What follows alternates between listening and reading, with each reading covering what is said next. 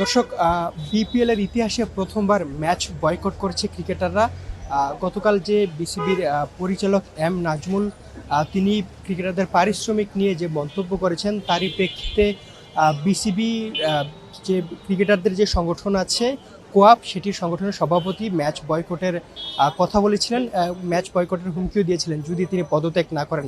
রাতভর অন্যান্য পরিচালকরা ক্রিকেটারদের সাথে মিটিং করেছে এবং জানিয়েছে যে গঠনতন্ত্রের যে কারণে সমস্যা হবে তিনি পদত্যাগ করলে, কিন্তু ক্রিকেটাররা সেই গঠনতন্ত্রের যে কারণ আছে তারা সেটা মানেননি। এখন পর্যন্ত তারা তাদের দাবিতে অনড় ছিলেন।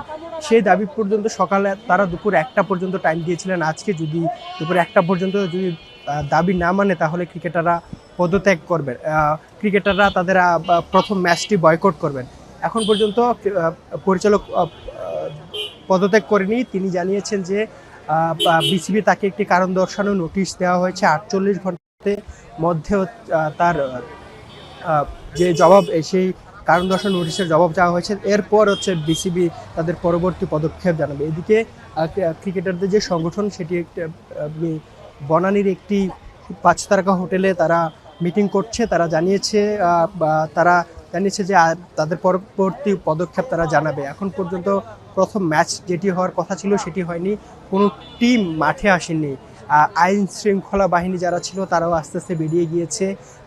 দুই পাশের স্টেডিয়ামের সামনের যে রাস্তা, দুই পাশের যে রাস্তা আছে সেটিও খুলে দেওয়া হয়েছে, গাড়ি চলাচল করছে এবং কিছু কিছু দর্শক স্টেডিয়ামের ভিতরে প্রবেশ করেছিল, এখন তারা বেরিয়ে আসছে। অর্থাৎ বলা যায় ঠিক টাইমে এখন পর্যন্ত প্রথম ম্যাচটি হচ্ছে না। কোয়াবের সংবাদ সম্মেলনের পর বোঝা যাবে যে কখন দ্বিতীয়। এখানে অনেকগুলো দর্শক আছে যারা নোয়াখালীর সমর্থক। নোয়াখালীর প্রথম ম্যাচটি ছিল, তাদের সাথে আমরা একটু কথা বলার চেষ্টা করব যে তারা ম্যাচ দেখতে এসেছে। এখন পর্যন্ত খেলা শুরু হয়নি তাদের। আপনি তো খেলা দেখতে এসেছিলেন, এখন পর্যন্ত স্টেডিয়ামে খেলা হয়নি আপনার?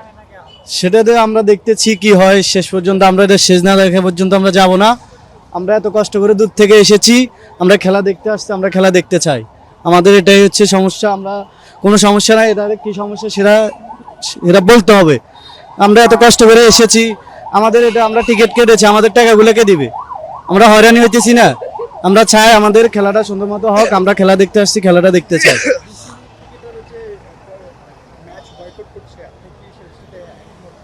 না না, আমরা আমাদের নোয়াখালী খেলা দেখতে চাই। আমরা অন্য কিছু কোনো সমস্যা আমরা এগুলো তো দেখবো না। আমরা আমাদের খেলা দেখতে আসছি, আমরা খেলা দেখতে চাই। দর্শক শুনছিলেন যে একজন নোয়াখালীর যে সমর্থক আছেন তিনি তার ভোগান্তির কথা বলছিলেন। তিনি ম্যাচ দেখার জন্য নোয়াখালী থেকে এসেছেন, এখন পর্যন্ত তিনি একটু ম্যাচও দেখেনি। সিলেট যেহেতু অনেক দূর হয়ে যায় নোয়াখালী থেকে, তিনি সিলেটে যাননি, ঢাকাতেই এসেছেন ম্যাচ দেখার জন্য। কিন্তু ঢাকার যে পর্ব, সেই পর্বের প্রথম ম্যাচটিও এখন মাঠে গড়ায়নি।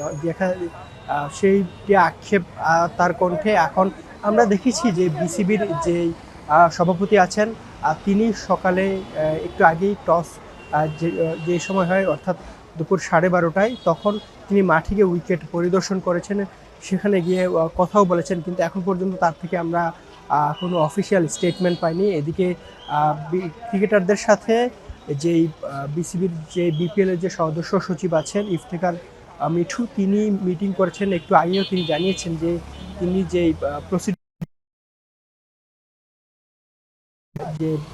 একটা প্রসিডিউর মেনে দেওয়া হচ্ছে, সরাসরি কোনো সিদ্ধান্ত নেওয়া যায় না, সেটি ক্রিকেটারদের বোঝানোর চেষ্টা করেছেন। এখন পর্যন্ত তিনি কোনো সিদ্ধান্ত ছাড়াই তার মিটিংটি শেষ হয়। তার মিটিংয়ের পরেই কিন্তু বনানীতে ক্রিকেটাররা সংবাদ সম্মেলন ডেকেছে। এখনও এই সংবাদ সম্মেলনে বিপিএল যে 6টি দল অংশগ্রহণ করছে সেই 6টি দলের ক্রিকেটাররাও আছে। এখন সিদ্ধান্ত পুরো ডিপেন্ড করছে খেলোয়াড়দের উপর, তারা কি সিদ্ধান্ত নেয়। এখন বিসিবিও তাদের অবস্থান এখন পর্যন্ত আনুষ্ঠানিক জানায়নি।